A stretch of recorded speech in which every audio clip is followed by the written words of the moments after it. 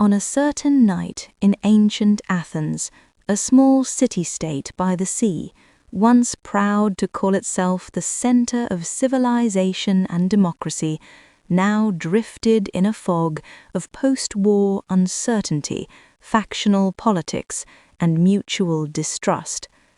Down narrow stone alleys, in taverns and brothels, the voices of drinkers, bursts of laughter and curses about leaders and the city council, blended with debates about justice, the gods, and the future of Athens. In one corner of the city stood a plain stone building. Inside was a small cell with damp, cold walls and a low window that looked out onto the night sky. An old man in a worn cloak sat leaning calmly against the wall. His name was Socrates. He was no general, no politician, no famous poet. His home was not luxurious, just a simple dwelling where he lived with his wife and children like any other ordinary Athenian. And yet all of Athens knew his name. Some called him philosopher, some called him that old man who argues with everyone. Some went so far as to call him a silent danger to the city. Throughout his life, he never built golden temples, nor left behind thick volumes of writings for the world to read. What he did do was walk the streets, through the agora, the central market, through the city square, stopping to question cobblers, young noble soldiers, politicians, even celebrated poets. Can you truly say you know what goodness is, what justice is, or are you merely repeating what others say? He liked to say that if he knew anything at all, it was only that he knew far less than he thought. His questions made some people feel as if they had been awakened, forced to look back at their own lives, but they also made many others feel publicly humiliated, especially leaders, those in power, and those who believed they already understood everything. To make matters worse, in a time when Athens was paranoid about enemies both outside and within, an old man who dared to teach young men to question authority, tradition, and inherited beliefs was seen as a threat to the stability of the state, whether he intended it or not. The existence of Socrates became like a small mirror held up to the city, reflecting its cracks too clearly, so clearly in fact that many people wanted to smash the mirror rather than keep staring at those cracks. The charges brought against him were simple in wording but heavy in the context of that age: not respecting the gods of a city and corrupting the youth. A few days earlier, the court of Athens had already voted him guilty, sentencing him to death by drinking poison, which would be handed to him before long. For someone who knows that death is near, whether tomorrow, at dawn, or in a few days, it hardly matters. Tonight, the only thing that has not yet been judged is not his fate in the eyes of the city. That part is done, but the answer in his own heart to this question: in the end, what should a human being be most loyal to? The law, the gods, the voice of the majority, or the truth one believes in with all their heart? The footsteps of the last disciple slowly faded away. The cell door closed with a soft thud, leaving only the moonlight slipping through the narrow window and the shadow of Socrates stretching long across the stone floor. He closed his eyes like a man familiar with the silence before the storm. Soon a strange, cool breeze passed through, the scent of earth after rain, something that should not exist in this dry, cramped cell, drifted lightly to his nose. Socrates slowly opened his eyes. He was startled for a moment, his brows knitting together, not from fear, but from curiosity as usual. In the corner of the cell that had been empty a moment ago, there now appeared the figure of a man sitting cross-legged in perfect calm. A simple plain robe covered his body. His skin and features were not like those of Greeks, and his clothing was not like anything Socrates had ever seen in any Athenian marketplace. The stranger's eyes were steady, but not hard, like the eyes of one who had already seen the suffering of the whole world, and still chose to remain compassionate. Could it be some god from Olympus, kind enough to visit an old man on the night before his death? He silenced for a moment, then smiled slightly, like someone who had already made peace with death. If you truly are a god, then this is a fortunate chance. All my life I have questioned mortals. Tonight, perhaps, I may finally question a god instead. He chuckled softly in his throat, like a man who no longer feared anything. If you have come to take my life, then allow me to take some of your time in return, with 2 or 3 questions at least. That should not trouble you too much, I think. The stranger looked at him with gentle eyes. I have not come to take anyone's life. I do not come as a judge or to condemn anyone. Nor have I come as a god from any mountain. I am simply here to sit with a human being who is about to spend the last night of his life reviewing the path he has walked. Socrates was quiet for a moment, then laughed softly to himself. In that case, you must be a good friend of questions themselves.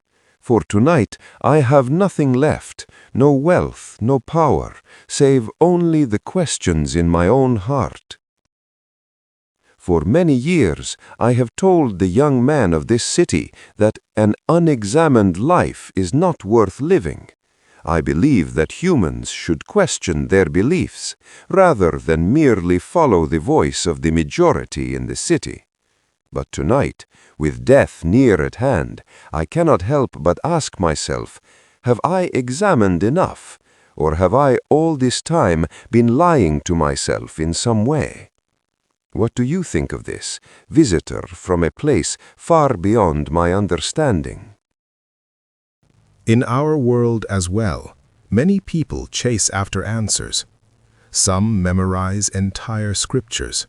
Some bow to images countless times, yet never truly turn back to look at their own hearts. So yes, to examine one's life is important, but if in examining there is only I am right, they are wrong, I am better, they are foolish, then the more one examines, the thicker one builds the walls of self. So, you agree we should examine, but you warn that examining can itself become a trap of the self.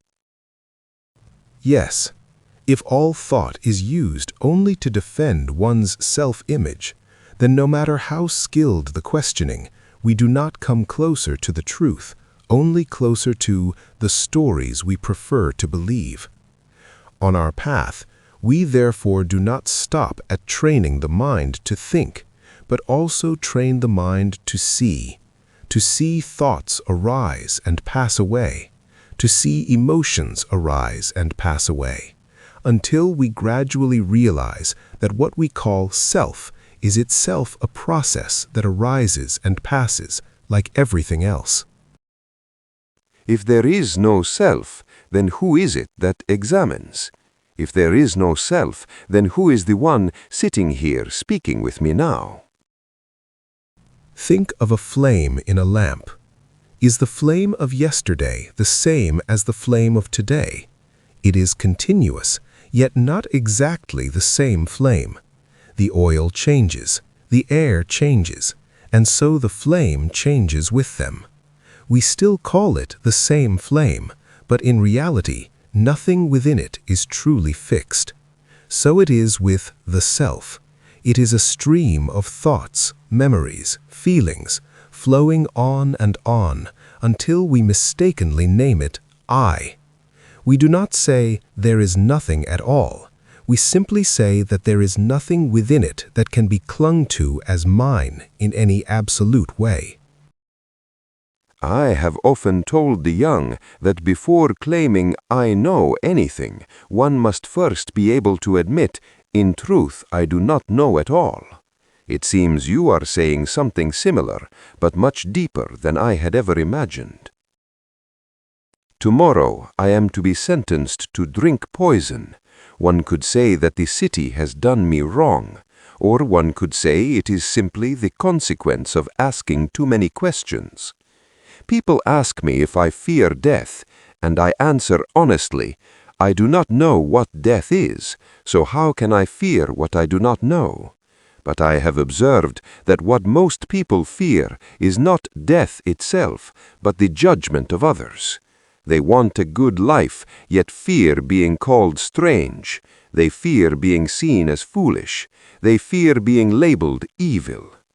In your way of seeing, how do you regard this kind of fear? In every heart there is the fear of the death of the body, and also the fear of the death of one's image. I understand fear of the death of the body well enough, but fear of the death of one's image, I do not yet see it clearly. Explain it to me, to a stubborn man like me, if you would. How is an image different from the self? An image is not the self itself, but the story we tell about ourselves. For example, someone tells himself repeatedly, I must always be competent. I must never lose. I must always be seen as good. As he tells this story again and again, he begins to cling to it. Then, if one day he appears foolish, if one day he seems to fail, if one day others see his flaws, he feels as if his whole self has collapsed. But in truth, what collapses is not his true being, only the fiction he has built around himself. To fear the death of the body is to fear the end of this life. To fear the death of one's image is to fear the tearing apart of that beautiful story we have created about ourselves. Many people do not fear their final breath as much as they fear that others will discover they are not as strong as they pretended to be, that the city will name them wrongdoers, that disciples will realize their teacher too can be lost and mistaken. When their image shakes, they feel like they are dying while still alive. On our path, we do not rush to say, do not care about your image. We first look at what is being clung to inside this fear. Praise, fame, the idea that I must always be good. If one can look directly at this clinging without running away, without justifying, then fear begins to change form. From the fear of I will lose face, it can gradually shift into I fear hurting others again, or I fear betraying my own deepest heart. When fear shifts from fear of losing a beautiful image to fear of hurting others again, or fear of betraying one's own deepest heart, that fear begins to become responsibility rather than a prison. And then, at some point, even if one's image is destroyed, the heart that is honest with truth does not die along with it. I think I understand. In my city, many believe that being good means simply obeying the laws or following the crowd without question. But I ask, if everyone in the city is mistaken, are we truly good just because we all do wrong together, so thoroughly that it becomes a collective illusion and is praised as right? Perhaps that is the real reason I am sitting in this cell. No, not perhaps. It is the reason.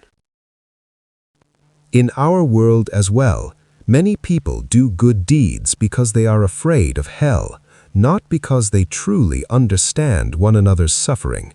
They call this merit. But if the heart is full of fear, it is just building another wall. They fear that if the inner tally of merit-demerit is not high enough, there will be nowhere to go after death. So they hurry to do good, like people frantically collecting coins without ever looking into the faces of those who are truly reaching out for help. Goodness born of fear asks, if I do this, will I be punished? Goodness born of understanding asks instead, if I do not do this, who will suffer more? One kind of goodness spins around me. The other begins to see the hearts of others. On our path, merit is not just a point system, but the moment that the heart stops orbiting around itself and turns to see that the other person also does not want to suffer, just like me. When one sees this clearly, then even a small act, like offering water to the thirsty or quietly listening to someone in sorrow, is already merit. Not because it buys a place in heaven, but because in that moment one heart becomes lighter, released from its tight grip on me for a little while. If a person does good because of fear, they look up at the sky and ask, what reward will I receive? If a person does good because they see suffering, they look down at the ground and ask, is there someone in front of me who might fall? If so, can I help steady them? When goodness is no longer bargaining with heaven or hell, but responding to the suffering right in front of one's eyes, fear gradually thins out, leaving only a simple, quiet kindness. And in that kindness, the mind begins to be free from both merit and demerit. From doing good because we fear punishment, it slowly becomes doing good because we see clearly how our life is always intertwined with the lives of others.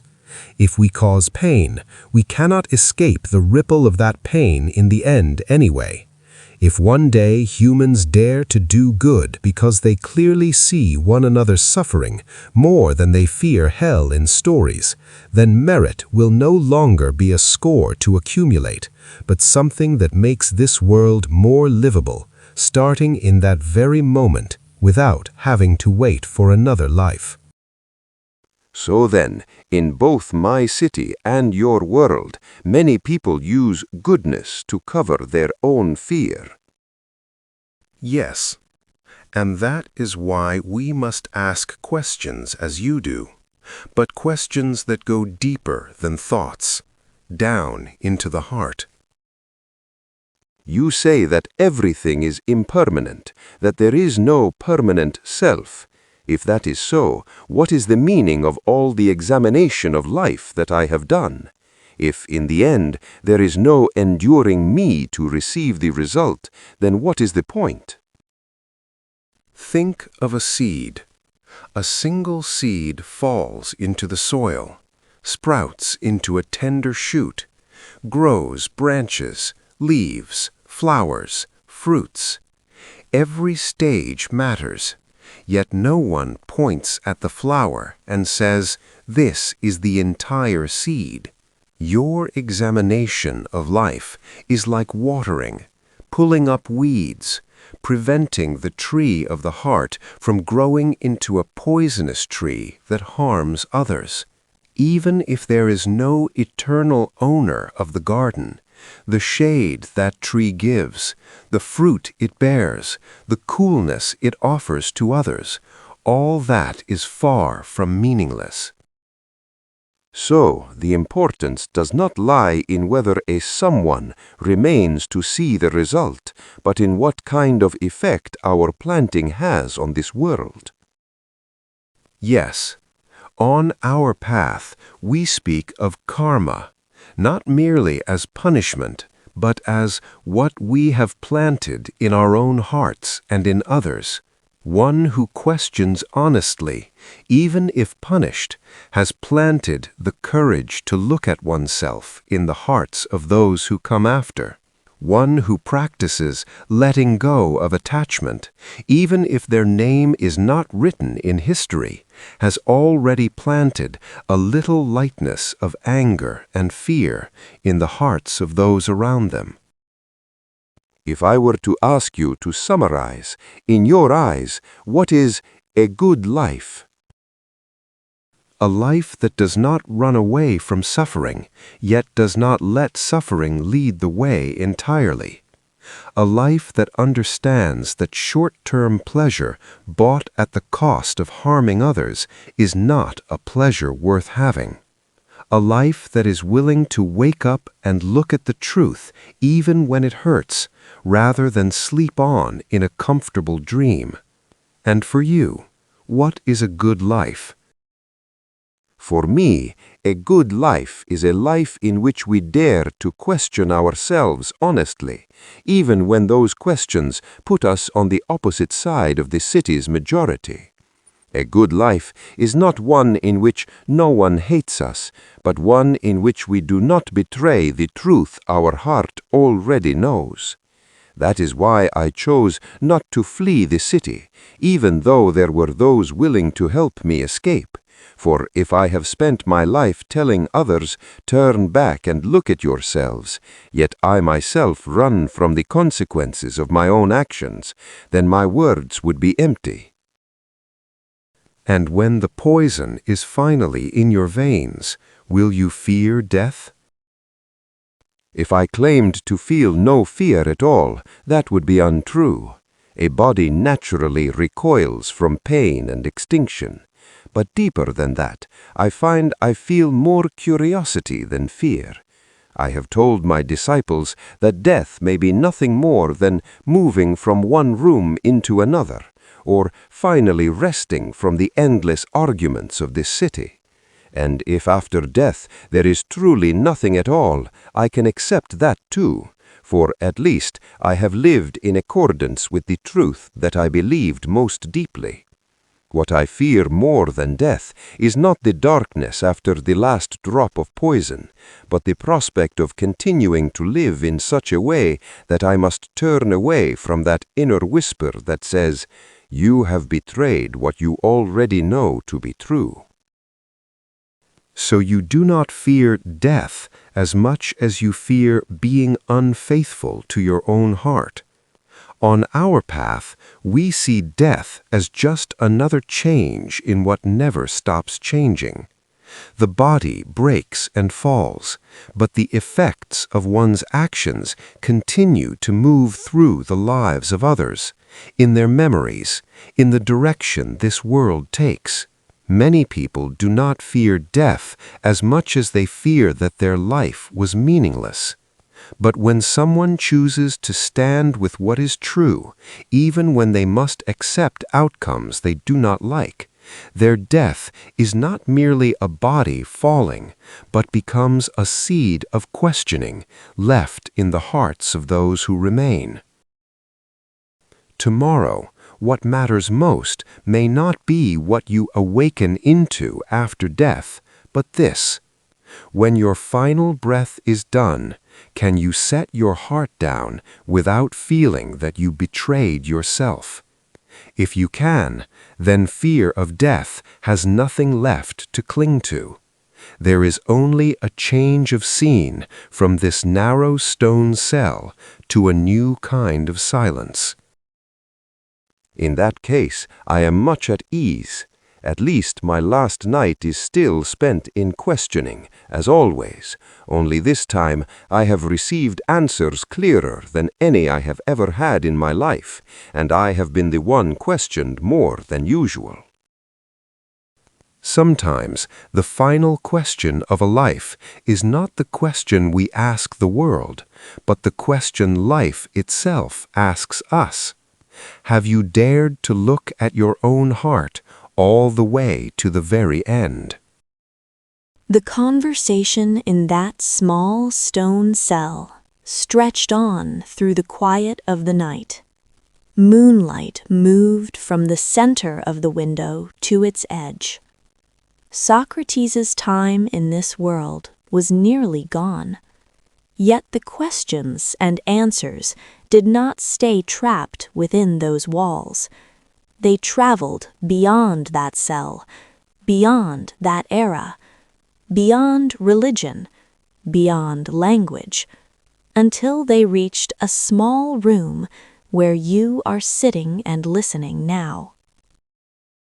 Tonight I have spoken many questions, but in the end, perhaps the most important question is not one I asked the city, but the question that my whole life has asked back to me. How faithful have you truly been to the truth in your own heart? On our path, we do not ask, "How will you die?" so much as we ask, "In the time that remains, how will you use the breath you still have to take responsibility for the truth in your own heart?" In that case, I am content. At the very least, this last night in this narrow stone room has not been spent in fear, but in asking whether my life has been honest enough. Death is only another event, but fidelity to one's own heart is what will go on, flowing out into every life that continues. The footsteps of the guards began to sound closer. The moonlight slipped past the edge of the window. The Buddha's shadow gradually faded, leaving only an old man leaning against the stone wall with a calmer gaze than before. That night, Socrates did not leave the cell. The Buddha's name never appeared in the recorded history of Athens, yet in a certain timeless space, the voice of questioning and the voice of letting go had already met. In our world, you do not need to be a philosopher, nor an enlightened being, nor a monk, nor a flawless, good person. On just one night, before you fall asleep, try turning down the volume of the outer world for a moment and ask yourself softly, "Today, how faithful was I to my own heart?" If the answer is, "I don't know," that's all right, because the beginning of all real change often starts with something as simple as, "Maybe I don't really know yet." And when you start to see your own fear, anger, or attachment more clearly, little by little, try treating yourself with the same kindness you wish others would give to you. In an age when outside voices are deafening, the noise of social media, comparison, news, and people who insist they know everything, perhaps what the world needs is not another person with more answers, but just one more ordinary person who dares to admit, "I still don't know, but I would like, at last, to turn back and really look at myself." The final question rests with you, listening now. If tonight you were to examine only one thing in your life, what would you choose to ask? And once you can answer, even if only in your own heart, even if the answer is still unclear, then a timeless dialogue between you and your truest self has already begun.